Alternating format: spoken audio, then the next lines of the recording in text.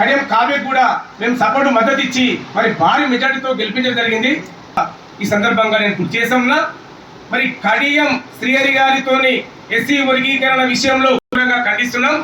అవసరం ఉన్నప్పుడు ఒక మాట, అవసరం లేనప్పుడు ఒక మాట మాట్లాడే అర్హత, మరి మానల గురించి మాట్లాడే అర్హత కూడా మందకృష్ణ గారికి లేదని చెప్పేసి ఈ సందర్భంగా నేను గుర్తు చేస్తా ఉన్నాను చెప్పేసి ఈ సందర్భంగా నేను తెలియజేస్తా ఉన్నాను.